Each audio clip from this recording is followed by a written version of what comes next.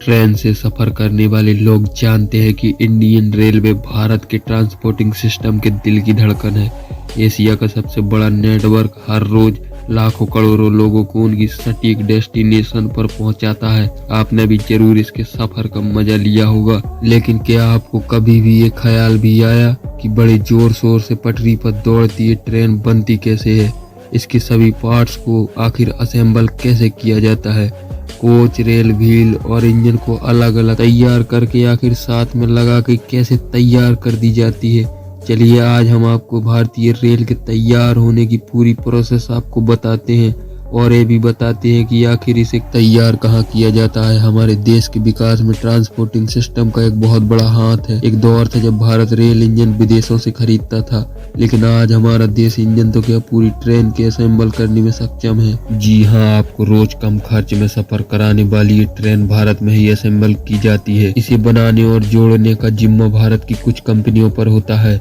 वैसे बता दें कि एक ट्रेन को बनाने में कई चीजों का ख्याल रखा जाता है। इसके मैन्युफैक्चरिंग के कई चरण होते हैं। फुल स्केल डिजाइन मॉडल से लेकर कोच के डिजाइन और असेंबल तक कई चीजों का ख्याल रखा जाता है, लेकिन इन्हें जोड़ने से पहले कोच पहिए और इंजन को बनाया जाता है। ट्रेन में मजबूत पहिए की एक बड़ी जिम्मेदारी होती है। रोज रफ्तार से दौड़ने के लिए इनका परफेक्टली काम करना जरूरी होता है, इसीलिए इसे बनाने की प्रोसेस भी आसान नहीं होती। ट्रेन के पहिए को बनाने के लिए सबसे पहले रॉड को बनाया जाता है। इसके लिए उन्हें ब्लेड से छोटे छोटे टुकड़े में काटा जाता है, फिर उन्हें मैग्नेट की मदद से मूव करके कंडक्शन में रखा जाता है। कंडक्शन के अंदर रॉड 15 मिनट में गर्म हो जाती है, जिसके बाद उसे कन्वेयर बेल्ट की मदद से उसे मूव करके दूसरी कंडक्शन मशीन में रखा जाता है। ऐसा रॉड के टेम्परेचर को बढ़ाने के लिए किया जाता है ताकि उन्हें परफेक्ट साइज और शेप दी जा सके। उसके बाद रॉड को बाहर निकालकर आर्म में रखा जाता है। ज्यादा भारी भरकम प्रेस रॉड को आकार देने का काम करती है। लगातार 2 बार प्रेस करने से रॉड पहिए की परफेक्ट शेप में आ जाता है। खैर अभी काम खत्म नहीं होता है, क्योंकि आगे रोलर प्रेस की मदद से पहिए को प्रेस किया जाता है ताकि वो पटरी पे चलते हुए अपनी ग्रिप बना के दौड़ सके। पहिए को एक शेप देने के बाद बारी होती है उसके बीच के हिस्से को काटने की। इसके लिए पहिए को दूसरी सेलिंग प्रेस मशीन में रख दिया जाता है और उसके बीच के हिस्से को काट लिया जाता है। इसके बाद पहिए की लंबाई को नाप कर उसे पानी में ठंडा होने के लिए छोड़ दिया जाता है। पहिए के नॉर्मल टेम्परेचर पर आते ही उन्हें एक परफेक्ट डायमेंशन में लाने के लिए उनके रेमो एजिस पर काम किया जाता है। मशीन की मदद से जब पहिए सटीक आकार में आ जाते हैं तब उन्हें टेस्ट किया जाता है। अगर टेस्टिंग में पहिए का आकार और क्वालिटी अच्छी होती है तो उन्हें तैयार करके ट्रेन के साथ असेंबल करने के लिए दूसरी फैक्ट्री में भेज दिया जाता है।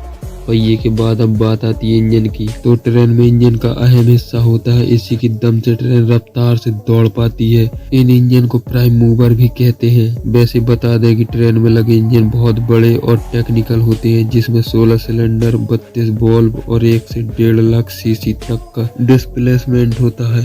इंजन के अलावा कोच ट्रेन का वो हिस्सा होता है जिसमें बैठकर आप हमेशा ट्रेवल करते हैं। लेकिन ये सवाल कभी भी आपके जहन में नहीं आया होगा कि आखिर इन्हें तैयार कैसे किया जाता है। बहुत कम लोग जानते हैं कि ट्रेन के डिब्बे को स्टेनलेस स्टील से बनाया जाता है, जबकि इसके इंटीरियर को बनाने में एल्यूमिनियम का इस्तेमाल होता है।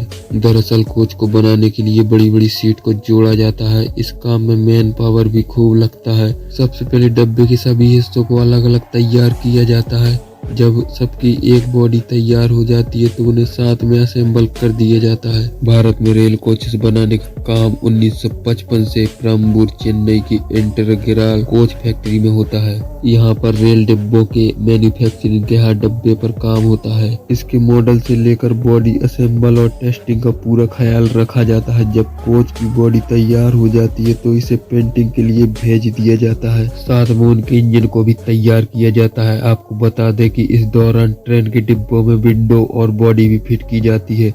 अब बारी आती है ट्रेन के सभी हिस्सों को असेंबल करने की। इसके लिए स्प्रिंग लगा के एक बड़े से प्लेटफॉर्म को तैयार किया जाता है, जिसके ऊपर ट्रेन का ढांचा होता है और नीचे पहियों को सेट किया जाता है। ध्यान रहे ट्रेन के मॉडल के हिसाब से पहियों को चुना जाता है। पहिए लगाने के बाद केबल के सभी कामों को अंजाम दिया जाता है। साथ ही इसके इंटीरियर को भी जोड़ा जाता है। सीट से लेकर टॉयलेट, केबिन और एयर कंडीशन की सारी इक्विपमेंट को लगाया जाता है। आपने देखा होगा कि ट्रेन कई फंक्शन और सॉफ्टवेयर पर काम करती है। उन सभी सॉफ्टवेयर को भी असेंबल किया जाता है।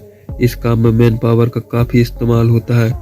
ट्रेन को असेंबल करने के बाद फिनिशिंग की जाती है। इंटीरियर को चमकाने से लेकर बाहर की बॉडी को भी परफेक्ट बनाया जाता है और इसके बाद बारी आती है टेस्टिंग की। आपको बता दें कि सबसे पहले ट्रेन में लगाए गए स्टैटिक फंक्शन को टेस्ट किया जाता है, साथ ही साथ लो स्पीड में इसके डायनेमिक सिस्टम को भी कंडक्ट किया जाता है। कंप्यूटर के जरिए भी ट्रेन के सभी इक्विपमेंट को क्रॉस चेक किया जाता है ताकि गलती की कोई गुंजाइश न रहे। फैक्ट्री में ट्रेन को असेंबल करने की प्रक्रिया को जानने के बाद आप तो ये समझ ही गए होंगे कि एक सफल और जिम्मेदार ट्रांसपोर्टिंग सिस्टम को बनाना आसान नहीं है।